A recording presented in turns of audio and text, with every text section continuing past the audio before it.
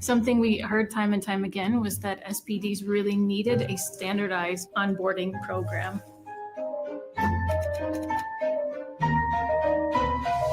I strongly feel that losing the connection between the work and the purpose of the work that we do is a key reason why things often go wrong in sterile processing.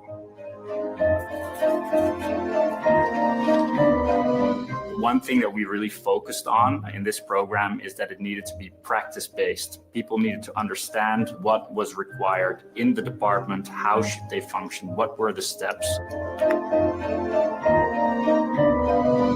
We tried to create this program really linking, here's the task that you have to do, here's some theory behind it, but really here's why you have to do what you have to do.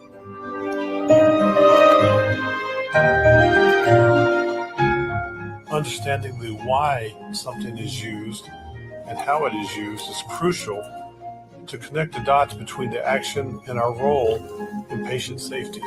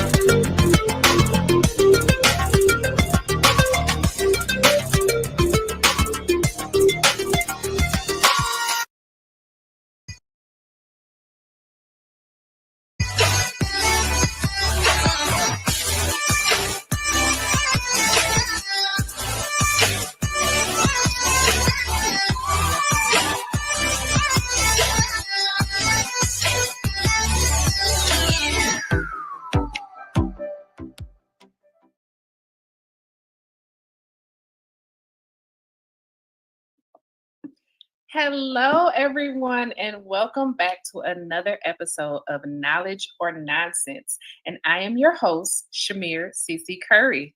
Yay!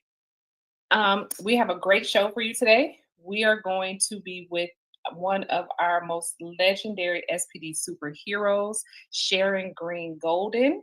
Right? I'm so super excited. This is going to be my first time meeting her, you guys. So I am really excited for this episode, and I hope that everyone is tuned in.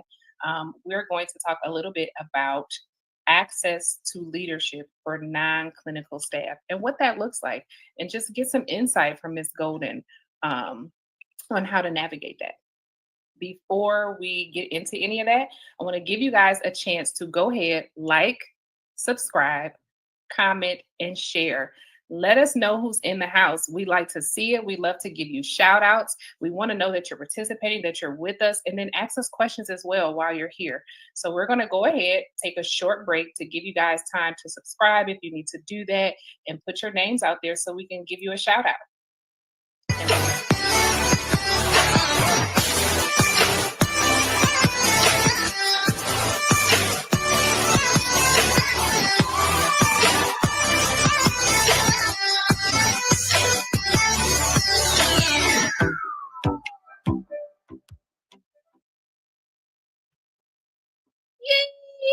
Welcome back, guys. I am so excited. Let me say that again, to meet you, Miss Sharon Greene-Golden.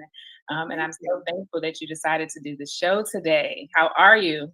I am doing fine. It's a pleasure to meet you. I'm just a little surprised that we haven't met, because I'm usually so visible at the national meeting, and I talk to everybody. And it hasn't happened yet. Oh my God. I hope that I can meet you in person this year. Yes. Speaking this year. So hopefully I can finally meet you in person. I'm super excited. Okay, no problem. Yes. For those of you who may not know, or just maybe are new to the industry, Sharon has over 30 years of experience in this industry, you guys, from sterile processing, patient care, safe surgery, and just all around healthcare advocacy, right? She has dedicated a lot of time in her life really to advocacy for our patients. And so we are so thankful to have her in this industry, you guys. Without further ado, like I said, we have Miss Sharon Greene-Golden. All Right? right, let's do this. Let's do it. Miss Sharon, do you need to add anything to that introduction? Do you have anything you want to say before we get started? Just the one thing is that sterile processing has been my passion, and it became my passion once I absolutely understood what we do. And once I understood the assignment, it became my mantra to get people to understand that what we do in sterile processing matters every day. And as I did an article, we don't have the right to dial it in. We can't have a bad day.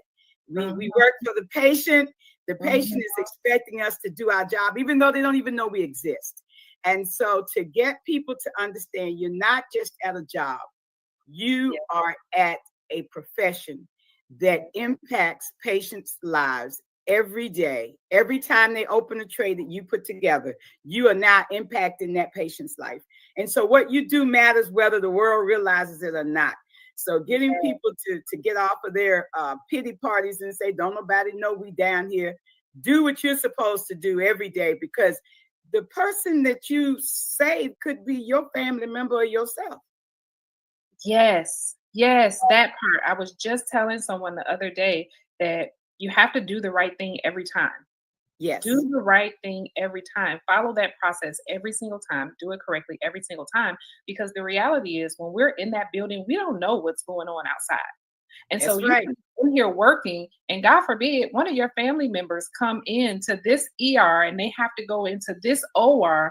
And would you feel good if they used your trays? Yes. Well, what we do know is that we know what we're supposed to do, and we understand when it's wrong. And as I used to tell my staff, you'd be the first one calling the lawyer if you found out that we sent a contaminated tray to your mama case. So the bottom line is, let's not send a contaminated tray to my mama case, so we can all be happy here about what we do. And what we do in sterile processing is important. My thing is, and I've been telling it for the last years to doctors, to anybody that would listen, that contrary to common thought, surgery begins in sterile processing.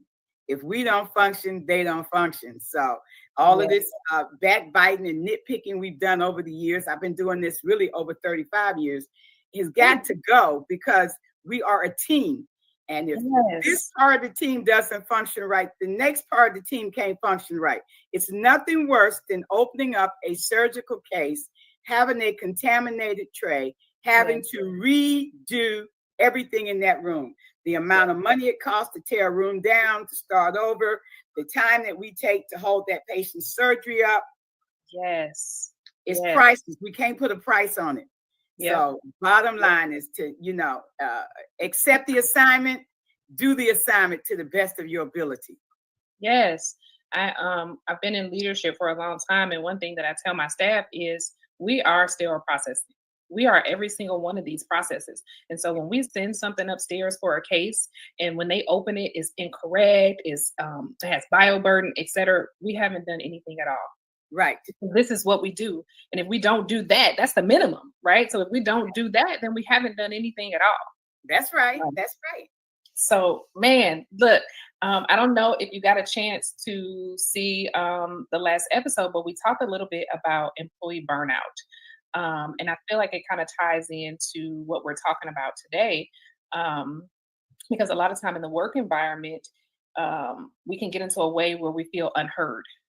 And some of that can be a contributing factor in employees feeling burned out, whether it's from our peers, our coworkers, or even just higher ups, where if we feel like we're not being heard, it causes a kink in what I call our circle of success. And that goes back to what you said about, it starts with us. And so I call it that circle, right? And so once we're feeling unheard, and once our morale is lowered, then maybe we're not necessarily doing what we need to be doing when we need to be doing it the right way every time. So can you share with us some tips that you may have on how people, non-clinical staff or clinical staff, can feel heard in the workplace? So first, let me preface this with, I'm a child of the 50s. I'm from a different generation. I was raised on different morals and values. And so I view some things a little bit different. I've come into the 21st century understanding that times change and things change, but certain things don't change for me. So this is one. You take a job, they give you a job description. The job description says you're supposed to paint the wall. If you say, I will paint the wall, you need to be painting the wall.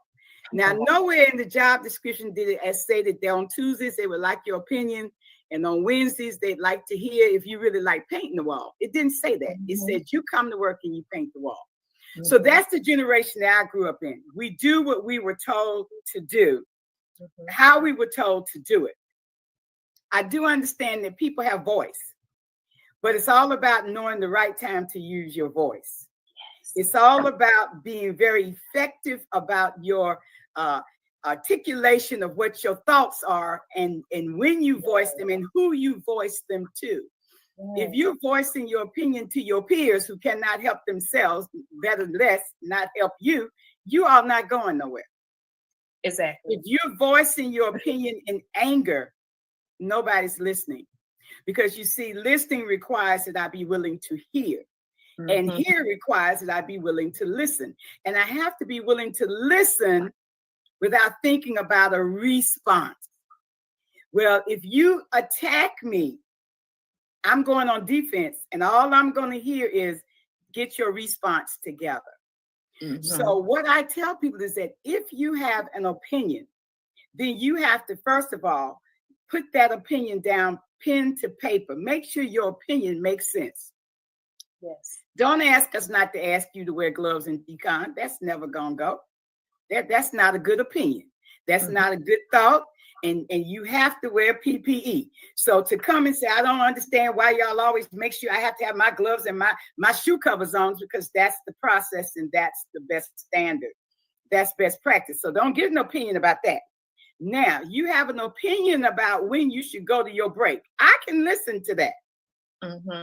You have an opinion that makes sense about how we pick a case card. Ms. Golden, I think that if we pick the cases, we do the soft goods first, and then pick the instruments up on the way out, it'd be a whole lot easier for us and less mechanical lifting than to go up and down, up and down. Now, I can listen to hear what you want to change. Yeah. And I can work toward change, because you didn't come to me and attack me blindsided. You didn't blindside me. You didn't bring your opinion up in front of the president of the hospital while we standing at the lunch counter. You waited until it was a good time to bring it up. So I just think that some jobs, opinions have to be coordinated. That's the word I want to use. Yes. You must coordinate your opinion and when you will share it. And then, and it's according to your position.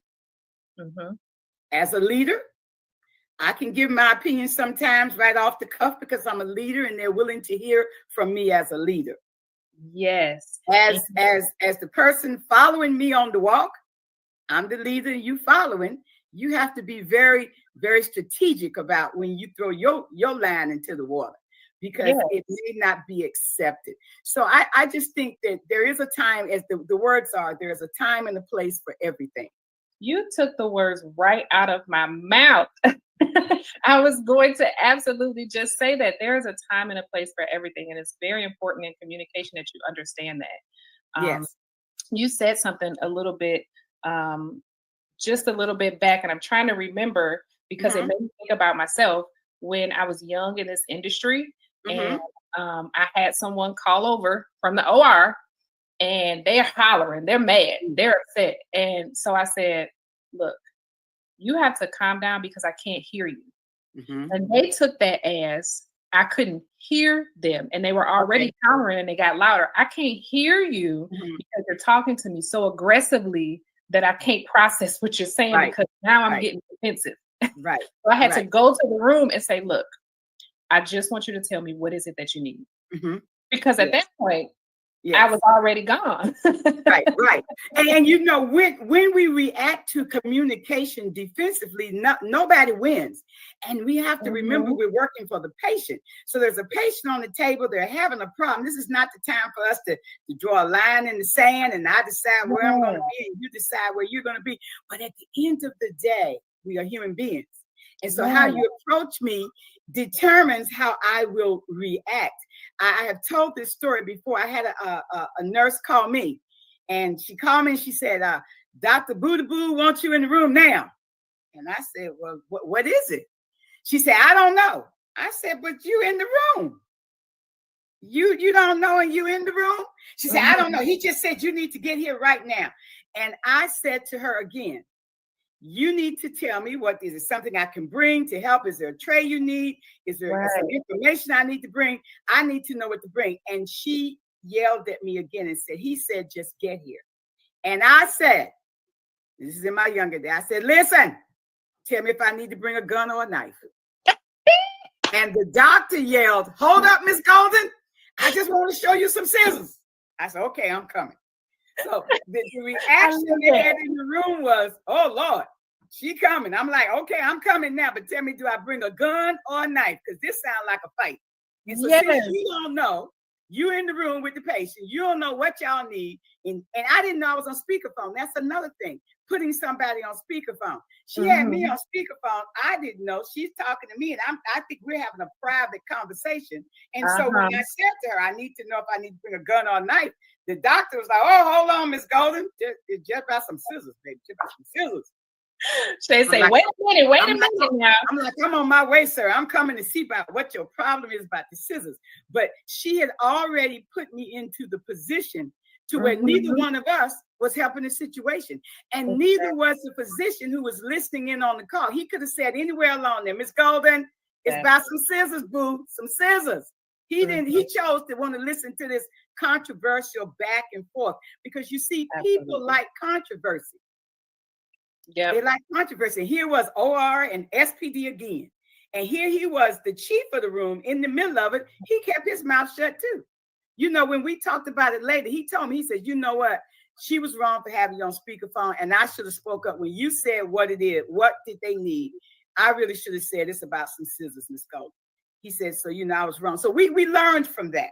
Exactly. And I learned that when people call me, I say, am I on speakerphone? They be like, no, you not speakerphone. I say, okay, what you need? What you need? You know, I have to ask the question because people set you up for failure. They do.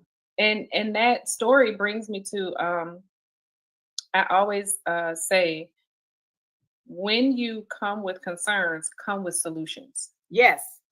So that phone call could have been a lot better. And it's, as a sterile processing tech, you're going to get phone calls like this 1,000 times, right? Yes. You don't have to worry about whether or not you're going to get the call. It's going to happen. But come with solutions. That way we can navigate the problem quicker and easier, right? Yes. So just get to the solution portion of it. I do have some more questions that I want to get to, but for right now, I want to go ahead and take a short break, and then we'll be right back. Thank you.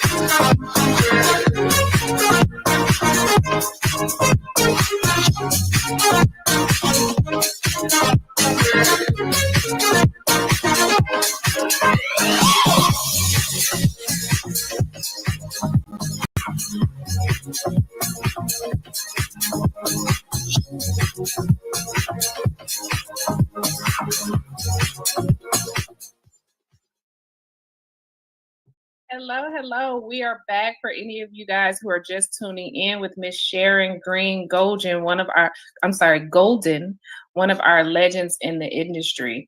And we are talking about access to leadership for non-clinical staff and what that looks like. While we were on break, Ms. Golden, I was thinking about servant leadership. And that really ties into this discussion. Do you have any nuggets for us that we can kind of tuck away in our back pockets as to why it's important for leaders to be able to actively listen? Yes. So it's important for leaders to listen because the answers to a lot of your issues are in the words of your workers. I like to say that most inventions were made out of necessity. I'm not inventing anything right now because I don't have the need to invent something. But if I was actually actively doing something, I want to work smarter and not harder. And so if you ask people, how can you do this easy instead of just saying, do it. So I understand I came from the generation we said, just do it. Yep. But just do it. But if you can do it easier following the basic rules and regulations, please share that with me so that we can work towards doing it easier. If you can come up with a process that makes what we're doing better, let me be willing to hear. It doesn't matter that it wasn't my idea. See, a lot of leaders want the idea to be theirs. But the idea can't be yours because you was in the office doing some paperwork. You were not here putting the tray together. So why would you have an idea on how to put the tray together faster when you're in the office working on something for infection control? So the bottom line is that we have to give people the power to be willing to share. My door was always open. Yes. It was only closed, and my team would tell you that door was only closed when it was a private conversation or something important. Otherwise, it was open. Now, I had my door open for many reasons, darling. I needed to hear what my team was doing. I needed to hear if they were actually installation checking those instruments. I could hear the thing, beep. I didn't hear it for a while. I'd come out the office and say, y'all checking the installation? Because I hadn't heard the machine. So the bottom line was I did it for two reasons. But the other thing is I wanted people to feel free. Come in. The candy jar was right outside my door. Come over here, get some candy. Hey, you getting candy? What you doing out there? What you think? How are things going? Allowing them the freedom and to empower them to share. No, there's no wrong answer. We may not do it, but please share it because it may help us down the road. Before I left this last hospital, we started doing cleaning verification on all items going into low temperature sterilization that were hand washed. And I'm going to tell you, when we first started doing the striker cameras, every camera failed, not once, not twice, many times. Because what we found is that even though they were cleaning them, they were not effectively cleaning the instrument because it's a black cord, black head, everything's black. So when they actually washed it off, they thought it was clean. But they didn't take the time to take the brush and brush around the buttons and brush around where the doctor actually handles it. And so when we did the checking, it failed. My team, we were so disappointed in the fact that we had been sending dirty cameras to surgical cases. And we couldn't say, no, we didn't do it. Every camera failed, not one. And we didn't pass on the second cleaning. So this was an idea from one of my teammates. And somebody said, you're just getting us more work to do. No, we're about patient care here. Exactly. And so for my lap cola, I need the camera to at least be clean. I'm already up here in a problem. I don't need y'all using no dirty instruments. And then you wasting the company's money using low temperature sterilization to sterilize something that's dirty. And we know if it isn't clean, it can't be sterilized. So you want to know where your raise is. Your raise is in the dirty instrument being sterilized. So I had to be willing to listen. And I had to be willing to go to administration and say, we're going to need some more.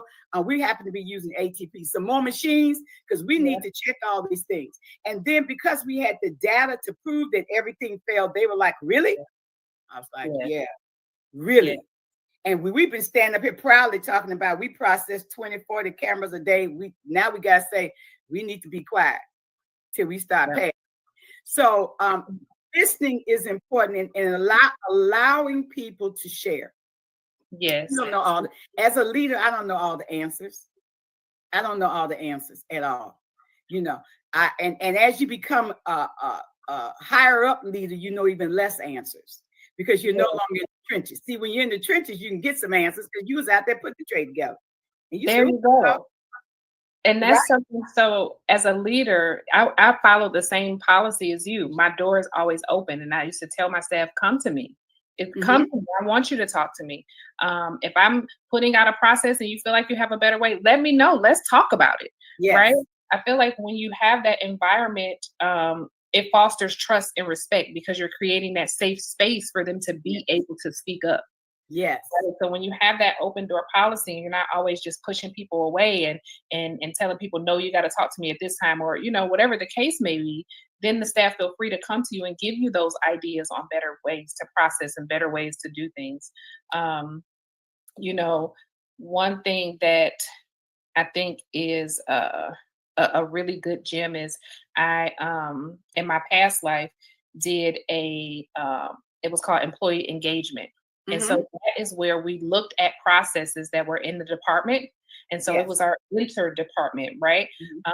And said, look, we got a team together, everybody, a representative from every shift, and said, look, these are the issues that we're having.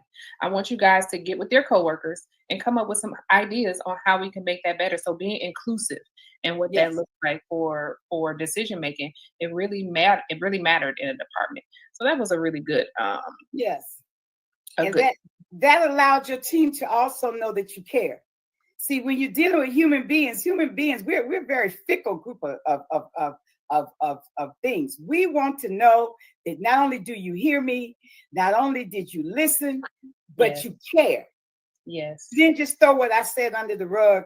You actually care. And for this particular staff, non-clinical, where the hospital itself is always so quick to say, y'all are not clinical. At some point, I let this battle go. It wasn't worth fighting. But I think we're just as clinical as anybody else because what we do provides a service for the next group, for the surgical tech. If the surgical tech who's using the instruments is clinical, then I must be clinical who's putting the instruments together for them to use. Yes. If the doctor uses the instruments that I put together and process, and he's clinical, then how is it that I, the person who's actually doing the cleaning, the reassembly, the checking, and the processing, why aren't I clinical? Because these instruments are going into a patient's body. Yes. So, but because they consider us no clinical, that was basically to keep from paying us what we were worth. That's just the fact, not fake news. Businesses try to keep their prices down. And so if they don't make you clinical and they don't make you have to keep so much education, they don't have to pay you. Absolutely. But what we do is a priceless job that they should be willing to pay us whatever we say, because if we don't get it right, your infection rates can go up, not necessarily because of us, but we can be a contributing factor. Yes. And so knowing that, non-clinical, I used to tell my team, don't worry about it. Know your worth. Yes.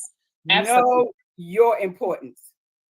I see some questions we have here. So someone has said, how did you navigate invisible yet visible barriers regarding bias in certain different demographics? Okay, so I came along in a time where there was a lot of bias because, number one, I was a female in an area at the time that I became a team leader. Most team leaders and managers were men. And the managers were usually from materials management. They didn't know anything about sterile processing, but they was managing. And here I was, a female of color who came in saying, I know what I'm doing, and I need you to help me to do what I'm doing, and you don't know what I'm doing. And so I had to be able to navigate with men who say, and who have said, this is Sharon Greene-Golden, you're assertive, you're aggressive. But I could say the same sentence he said, and I was assertive and aggressive when he said it was a good thought. Yes. And so I had to be able to take back. I am by nature, I am an extrovert, outgoing, and loud. I had to be able to step back, and someone taught me, one of my mentors taught me, you can get more flies and bees with some honey, boo. So this is what you do. You're loud. So what you do is when you talk to this certain demographic, you talk really low. You put your eyes down towards your hand and you tell them, this is not how we really should be doing it. And you get lower and lower to where they have to lean in. And when they lean in, they have to listen. And they would come out and say, I think something's wrong with Golden because I couldn't hardly even hear what she was saying. Did you hear what she was saying? And they'd get themselves together, but they started listening because, and they didn't understand. They didn't understand why I wouldn't be loud. But I had to fight many battles because people didn't want me in the position, not just people, the people I worked with didn't want me to be the leader. They didn't want to lead, but they didn't want me to lead either. We seem to be content with not having a good leader. But I was raised to be the change I want to be. My mother said, if you want to be in charge, show the people why you ought to be in charge. Do you know what you're supposed to do? Yes, ma'am. How do you know? Well, I've been studying, I've been reading, and I know this is how it should be. Well, get your papers together and be willing to share that. I started going to ISHM meetings back in just before the 90s on my own. Nobody sent me. The hospital didn't tell me to go. I took my vacation and my little vacation money, and they used to have 2 meetings, a fall and a spring. And I couldn't afford spring, but I could go to fall. And I would show up at the fall meeting just to network and to watch and to listen to people in this field and learn. There's a book called The Spook Who Sat Behind the Doors by an FBI agent that he was in the FBI. They didn't even know he really existed because they never saw him, they never heard him, and he just learned. I learned to sit back and listen, take notes on what was positive, throw out the negative, and get myself ready. I got myself certified. Nobody required me to be certified. I did that on my own because I wanted to position myself to be ready to climb the next rung in the ladder when it became available. So, when they said, well, we would like to hire you, Miss Golden, but, the new rules say you need to have a certification and you need to have this many years kind of leadership. I was like, well, I've been the team leader for 3 years and I've been certified for 2. So I'm ready. Nobody else in here is ready. Just me. It's just me. And they say, Miss Golden, when you said that, what came to mind is someone told me last year around the same time to walk in my purpose. And I feel like this whole story that you shared with us is really about walking within your purpose. Yes, right? And that's what's come up now. We're purpose driven now. But back when I was younger, we was just let the Lord lead you. So things have changed. Way back, and I want to touch on this too, because you said something about how your team, the people that you work with, didn't want you to be in leadership either. And so I want people to understand that sometimes your dream is not for everybody. Right. When I first started into leadership, a lot of people discouraged me in my department. Said, you know what, don't do leadership. There is no money in that. They're going to add all this extra stuff to you. But because that's what I wanted to do, I steadfast in that, right? So I continue to move forward and continue to push in that. I see we have one question. It says, did mentors help you decide to invest in your own professional growth? Or was that something that you just did on your own? And I think you kind of did answer that a little. Well, for me, the mentor part, back in my day in town, we really didn't have a lot of mentors in the field of sterilization processes. I met people at the national meeting that I connected with, and we found out that we were all doing the same job, and we started bonding. And I remember the group of us who were from this part of Virginia started the first association chapter down here. And we'd go to the national meeting, and people were saying in ISHM, they were grooming one person to one day be the president of ISHM. And she had no desire. But here I was saying, I'm gonna be the president one day. And they was looking at me going, no, we grooming Lucy over here. And Lucy like, how you grooming me? I don't even want to be it. But what I did find is that Lucy supported me. Mm-hmm. If you were to meet her, that's not her real name. If you were to meet her, they would tell you, we supported Greene-Golden because we knew that she was going places, that she was going to push and fight until she got there. And so we supported her. They helped push me up. And then, there weren't so many hands coming from the top to pull me up, which is one of the things I believe and I do.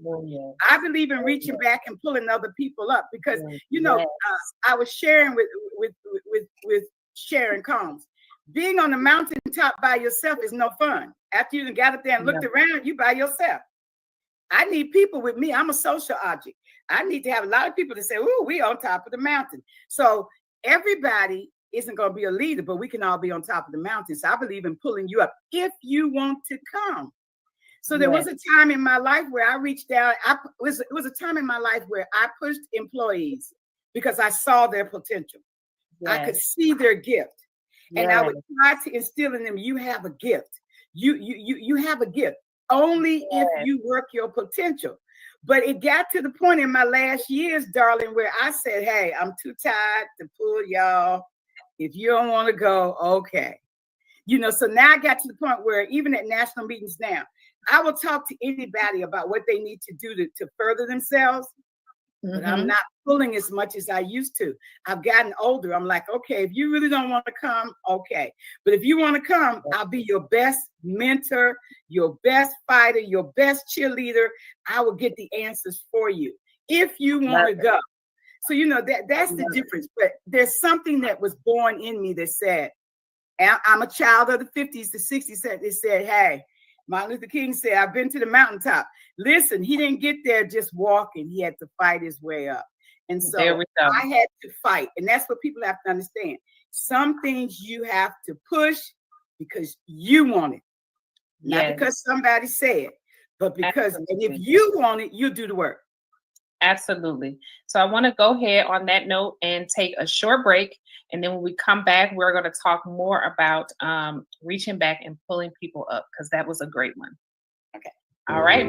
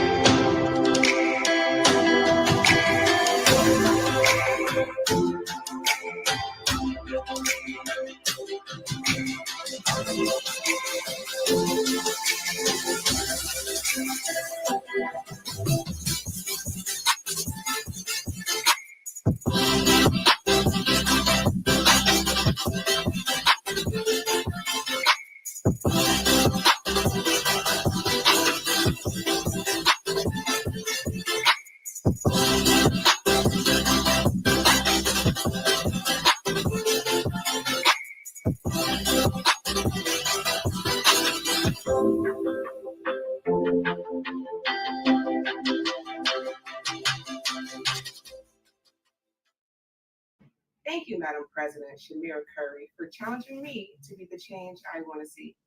Hello, everyone. My name is Kyrie Thomas, and I am the Vice President of the Georgia Sterile Processing Association, also known as GSPA. As the Vice President, my goal is to ensure our chapter takes a proactive approach in providing healthcare to the community. But what does that mean? That means providing our education, providing our resources, and providing the many opportunities that we may have. So for the Be the Change Challenge, I challenge all of my leaders out there, whether you have that title or not, to be the change and lead by example. Our future generation needs that from us. It's important for us to be able to make and maintain a solid foundation for our future. Let's lead by example. But what does that mean? That means pulling out those resources, reading your IFUs, doing your IFUs, before expecting it from your team. So thank you again, Madam President Chimere Curry, for challenging me to be the change that I want to see. Now it's time for me to challenge you on the change you want to see. Again, my name is Kyrie Thomas, and I am your Vice President. Have a happy New Year.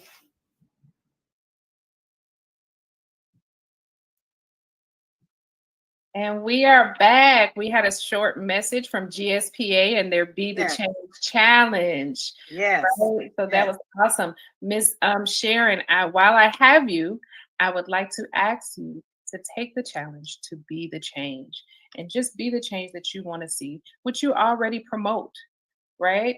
Yes. I know we are in a short space of time, but can we talk a little bit about your central service patient advocacy? Yes, I will talk about that, Chimere, and I'm going to talk about it in this circle because I think that, I can talk, so I got off track here a little bit, but let me just say this.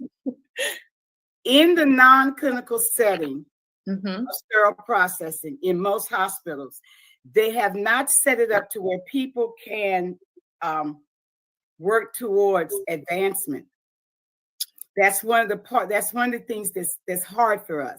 You come in as a tech. So for instance, they have different levels, but tech 1, tech 2, and you stay that forever. Unless somebody leaves or you get some more people and they say we now need 2 team leaders, then they come along and say we're going to make Chimere and Sharon a team leader. But to have the ability to just come out and move up a ladder is hard. And so what I found is that you have to have something instilled within you that makes you go the extra mile to position you to be ready when the ladder comes.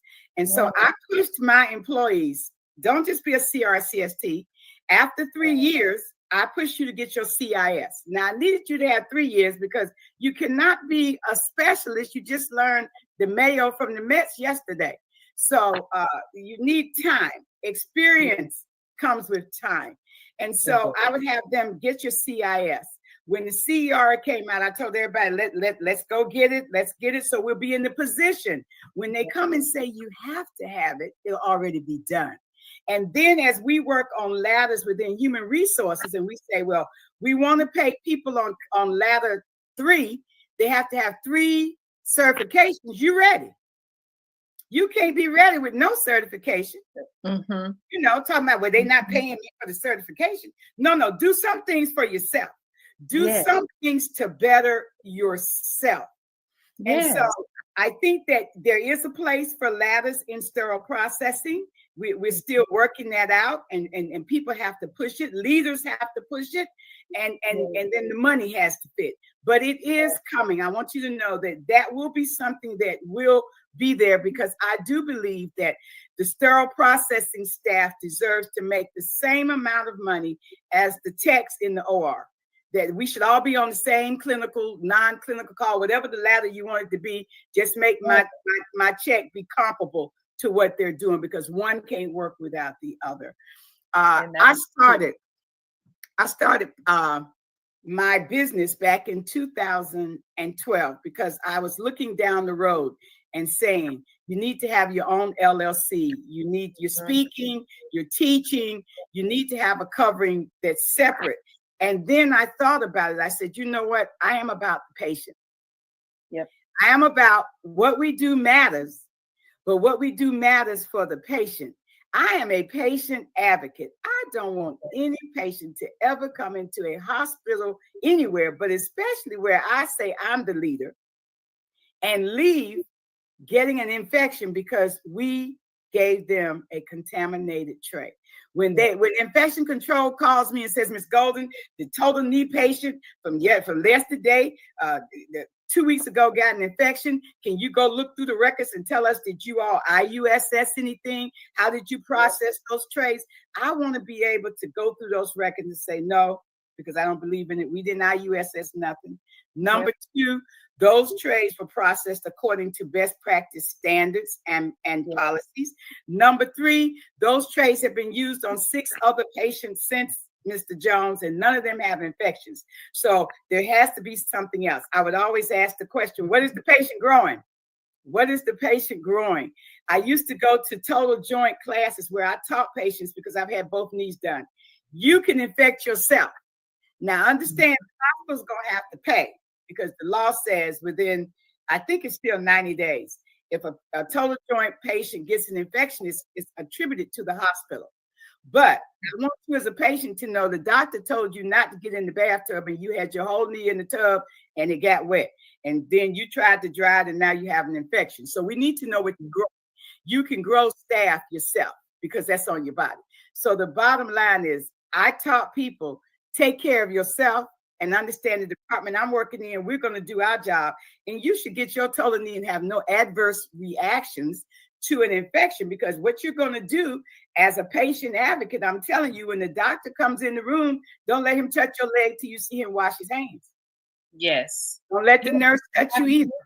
Don't let nobody touch you. Say, hold up, wait a minute, y'all washing your hands? That's your right as a patient. Well, yes. I'm a patient advocate and I'm down here in this department and I'm telling my staff, we're going to do it right. I don't care if it takes you 25 minutes. I need you to check those instruments for bone, for cement, because it's going to be used on somebody else. And I need for them to have a good outcome.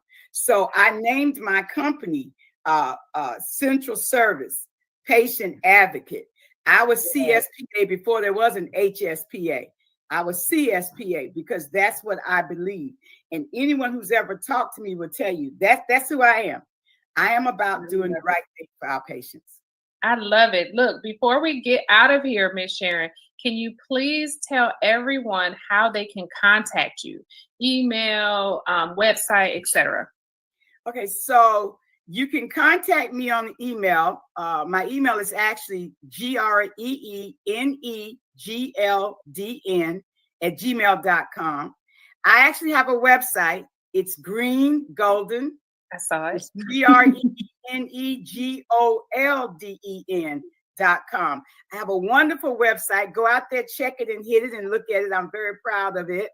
And you know, I am you're able to contact me even through the web. You can contact me. You can Google me and pull me up at any time. Yep. You can ask anybody out there. I've been in this profession for years. How to get in touch with Sharon Greene-Golden. I'm on LinkedIn. So you can pull me up on LinkedIn. I will eventually get around and answer you back. I answer questions for people all the time. I had a hospital call me the other day because somebody started putting just one indicator in the tray and they throwed everything out and they was falling out. And I literally had to go and say, wait a minute, let me read you the standard. Stop it. They said, well, we was getting four strips and now we down to one. So we're not going to use the tray. I said, well, you're wrong. I said, I don't know. You know, I had to tell my people, stop being passive aggressive. Don't throw all the strips in the tray. That's your raise. Yes. Well, Miss Sharon, we have to get ready to get out of here. We will put her information in a tag again for you guys. This was absolutely awesome. Thank you so much. I'm so happy that I got to see you today. We're going to have Maxwell go ahead and take you out. Do you have any words before you get ready to head off? I will just say, I have been the change I want to see over the years, and I'm still relevant, and I'm still pushing to tell everybody in sterile processing, if this is something you like to do it to the best of your ability. Yes. If you get in there and you don't like it, change your job. Come out. Because if you are not concentrating and committed to the processes, you can harm somebody.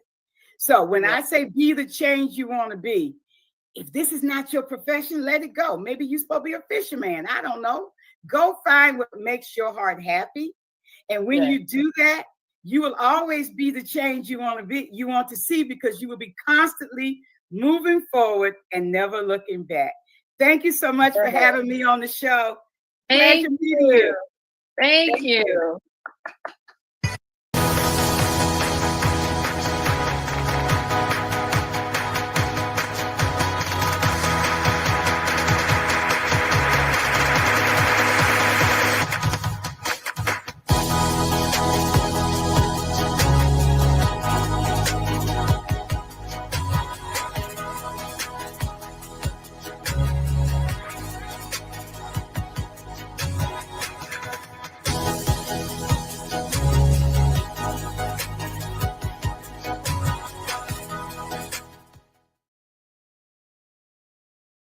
Guys, that was such an amazing episode with Sharon Greene-Golden. You guys have no idea how honored I am to have been able to interview her, and I can't wait, and I hope that I'm able to see her at the conference. Look, before we go, I do want to tell you guys about Prayer Processors. And so that is just a weekly prayer group that we put together as a part of our Be the Change. And so if you guys need to just have a prayer or submit a prayer request, go ahead and reach out to Rev A. Bondon at yahoo.com. That's going to be REVABONDON at yahoo.com, right? So that you can get into that group if it's something that you need or you know someone in need. Until then, thank you so much for everyone who showed up and showed out for us today. I appreciate you guys. Continue to share the word, continue to spread the word that we are here and we are talking, right? Communicate with us. See you guys next Tuesday, same time, same place.